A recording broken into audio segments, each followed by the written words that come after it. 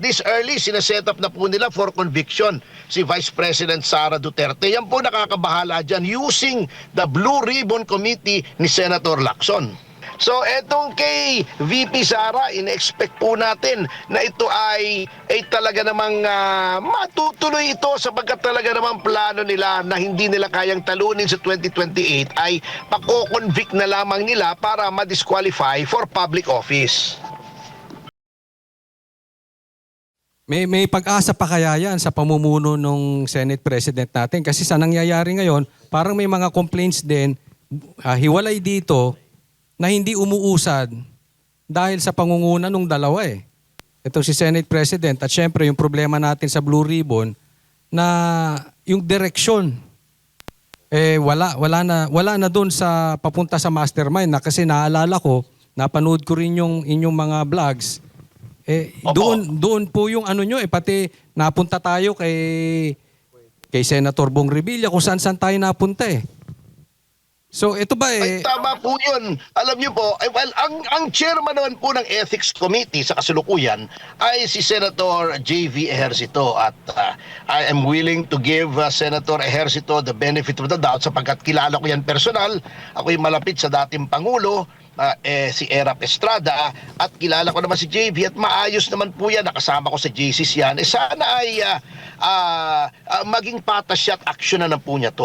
Wala naman po kami hinihinging special consideration dito, kundi magkaroon ng patas na hearing na kung saan papayagan kami magpresenta ng lahat ng ebidensya. Now with respect sa sinasabi niyo po na nililihis, alam niyo po, baka hindi napapansin ng iba. Hindi lamang po yung ginagawa, katulad po na nag-anunsyo si Senator Ping Lacson na yun daw preliminary report nila o partial report or whatever they call it, ay nagtuturo sa 3 senador.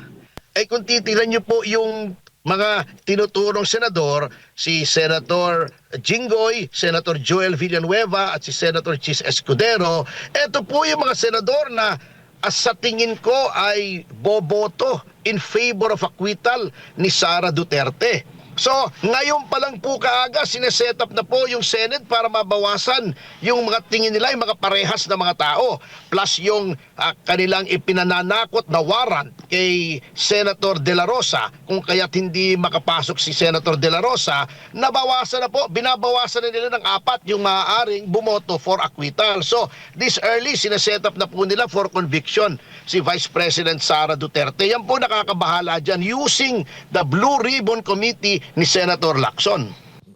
Napansin ko, nung kay impeachment po ni PBBM, meron silang ganto. Pero nung kay BP Sara, parang hindi natin nakita itong mga gantong hearing. Parang biglaan na lang na ano. Ano pong masasabi niyo dito? Yun nga po kaya nga po yan ay, yung una ay in-invalidate nila sapagkat 1/3, yung third mode of transmitting articles of impeachment, yung 1/3 or more ng membership ng House. Kaya nga po, sabi ng Korte Suprema, dapat ay bigyan lahat yan ng kopya ng complaint at yung mga ebidensya because due process requires na sila ay makita muna nila yung ebidensya bago sila bumoto at nagkaroon yata ng mga matibay na patotoo na hindi naman lahat ng mga pumirma ay nakita yung complaint ng impeachment. Basta-basta pumirma na lang for whatever reasons, we don't know how many millions or tens or hundreds of millions of reasons, ay pumirma na lamang. So etong kay VP Sara, in-expect po natin na ito ay talaga namang matutuloy ito sapagkat talaga namang plano nila na hindi nila kayang talunin sa 2028 ay pako-convict na lamang nila para ma-disqualify for public office. May komento laban sa impeachment ni Vice President Sara Duterte. Handang-handa na daw siya. Bakit nung impeachment ni Marcos Jr., wala man lang siyang komento ni isa? At parang dito ay parang gigil siya dito sa impeachment ni VP Sara. At doon sa impeachment ni Bongbong Marcos ay parang iniilagan niyang makapagkomento doon. Ano po kayang ano dito? Ano po kayang nakikita niyo ba't ganito na ang ating Senate President? alam niyo po, isa din yan sa tingin ko ay nagpo-posturing para magka-presidente. Si Senator, si SP Soto. Actually, lifelong ambition na po niya yan magpresidente. Kanya lang po, alam nyo, dapat po yan, may nagkikwento po sa akin na dapat yan ang vice president ni GMA noong magre-re-election siya ng 2004. Ngunit, ang nangyari po ay nasilat sapagkat nung nag-raid po yung PIDEA sa bahay ng isang drug lord, ay mayroon pong isang nahuli roon na armadong tao na noong chinek ang background ay isang pulis na officially assigned as security ni Senator Soto. So nagkaroon ng skandalo, he was dropped. Kaya lang dapat vice president na yan. Ngayon, since there is a vacuum, walang mamanok ang Malacanang against Sara Duterte, yun ang pinupuntirya niya kasi at nagagalit siya na hindi natuloy yung impeachment ni Sara Duterte. At actually, ang kanyang mga remarks laban sa Supreme Court ay nakakabastos na ng Supreme Court. Kaya kami nga po, yung grupo namin ay nagbabalak na maghain ng petition sa Supreme Court to cite him in indirect contempt sapagkat yung mga sinasabi niya po laban sa Supreme Court ay goes beyond legitimate expression and yung permitted na dissent against the ruling of the Supreme Court. Alam niyo po, hindi naman bawal na punahin ng Supreme Court, ngunit as in any other case, since iyan po ay ang third branch of government, at di ba tripartite po tayo, legislature, ang ating judiciary at yung executive, hindi po dapat na binabastos ang Korte Suprema, lalong-lalo na ng isang Senate President. So, labis-labis na po sa pinapayagan ng batas, sa ganang amin, ang sinasabi ni SP Soto at dapat na po siya ay sitahin ng ating Korte Suprema at isang grupo pong mga abogado, because kami pong mga abogado, as members of the bar, we are also first and foremost, officers of the court. At kailangan pong itaguyod namin at bantayan namin ang magandang pangalan ng ating kataas-taasang hukuman. At may attorney, may mga ano pa nga ho, na etong si SP Soto, ito yung parang bagong manok ng mga dilawan para kapag na-impeach nga naman si BP Sara, siya yung papalit na Vice President at ang susunod na i-impeach ay si Marcos para maging, eto na yung maging presidente, si Soto. And naririnig-rinig nyo rin po ba yung mga ganyang ano ngayon? Na ano na nga ng mga dilawan netong si SP Soto? Ay opo, sabagat alam niyo po, the present administration, kasama na dyan si Pangulong Marcos, they cannot afford to have a successor na hindi nila kontrolado. Sa dami ng mga akusasyon laban sa kanila, eto na lang flood control, trilyon-trilyon na ito hindi maaari na yung susunod na Pangulo ay hindi nila tao at hindi nila kontrolado sapagkat katakot-takot na demandang aabuti nila. Kaya nga po, binraso nila si Boying Remulla na gawing ombudsman with a term of 7 years para maprotektahan ang kanilang interests. Kita nyo naman ang ginawa kay Boying Remulla, even the rules of the ombudsman were changed. Biglaan. Dapat yan, pag nag-file ka, automatically docketed. Anong ginawa nila kay Remulla? Since ang dami nag-file kay Remulla, gumawa sila ng bagong rule na hindi automatic. Susuriin pa para bago madakit. So, mabigat po. Talagang pinilit po yan, binraso. Lahat ng paraan ay ginawa ng Malacanang para maiupo si Boying Remulla bilang ombudsman. At siyempre, since kung hindi siya magiging ombudsman, kung hindi talagang nag-bend the law, break the law, destroy the law, ignore the law na ang Malacanang, siyempre, kanino tatanaw ng utang na loob yan? Si Boying Remulla. Alam na naman natin, politiko yan at yan ay naging alter ego ng presidente bilang secretary ng Department of Justice. Alam na natin ang purpose kung bakit si Boying ay naririyan sa ombudsman. I mean, wag na nilang insultuhin ang ating talino. Ayun, attorney, si Master Judea po ulit, etong impeachment regarding kay Marcos Jr., may mga sabi-sabi kasi na wala, patay na ito. Pero kayo po, ano sa tingin nyo ito? Dito, pwede pa itong ilaban o talagang tuluyan ng mamamatay ito? O pwede pa mag-file ulit ng impeachment katulad ng yung impeachment complaint na hawak ninyo or activated na ba yung 1-year ban dito?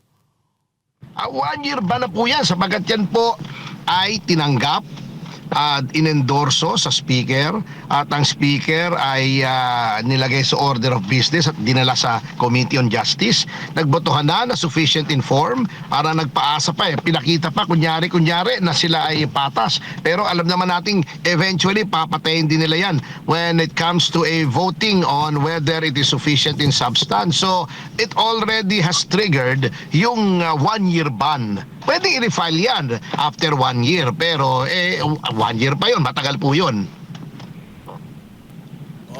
Attorney, patungkol din dyan sa nabasurang impeachment ni Bongbong Marcos, ni President Marcos, yung sinabi ni Leila de Lima na hindi daw po impeachable offense yung kanyang paggamit ng droga. Tama ba yan? Tama bang statement yan? Lalong-lalo na ng isang dating taga Department of Justice, dating senador, and at the same time, nagkaroon ng kaso patungkol sa illegal na droga. Ay alam niyo po yan ay ano po yan yung high crime po yan sapagkat when you use drugs, number 1 ay violation yan ng batas. At pag ikaw ay isang presidente and you are sworn to uphold and protect the Constitution and the laws of the land, ang iyong deliberate na violation ng isang batas maituturing na high crime. Number 2 ay kung ikaw ay talagang lulon sa droga, ay apektado ang judgment mo. At dapat mapalitan ka talaga, matanggal ka sapagkat hindi natin alam kung yung mga desisyon ay batay sa totoong reasoning o ito ay influenced, done under the influence of drugs. Pangatlo po, ay meron po tayong probisyon sa Constitution, 2. Yung unang-una, yung entitled ang mga taong bayan na malaman ang mga bagay with respect to public interest. At it is in the public interest to know whether or not nasa tamang pag-iisip ang kanilang Pangulo. At meron pang isang batas. In case of serious serious problems in the health of the President, ay dapat ipinapaalam. Kapag tinatago po yan, yan ay culpable violation of the Constitution. So, common sense naman po kung ang isang Pangulo ay wala na sa katinuan dahil siya ay naimpluwensyahan ng droga, whether palagi o kahit paminsan-minsan lamang, hindi po pwedeng magpatuloy yan sa pagiging Pangulo. Ito po bang mga ginamit ng Congress na grounds para mabasura itong kaso ni Bongbong or impeachment ni Bongbong, pwede din bang gamitin ito ng kampo ni Inday Sara kapag yung kanyang kaso or yung kanyang impeachment ay dinala na sa Committee on Justice? Ay opo, kasi what is sauce for the goose should be sauce for the gander.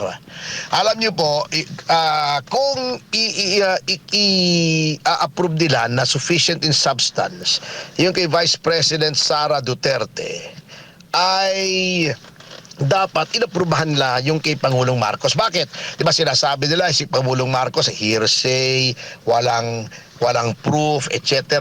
Yung allegation, substance. Alam niyo po, yun pong mga yon ay evidentiary in nature. Ang ibig pong sabihin, kung yung mga allegations i-proven at yung mga bare recitation of facts which are of public knowledge ay nandoon sa complaint for impeachment na if proven would lead to the impeachment of that officer and his possible conviction, dapat po yun i-approve as being sufficient in substance. Hindi naman po kailangan lahat ng ebidensya.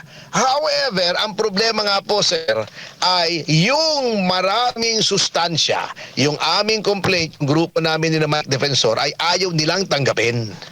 Dapat yun, attorney, kung substance ang pag-uusapan.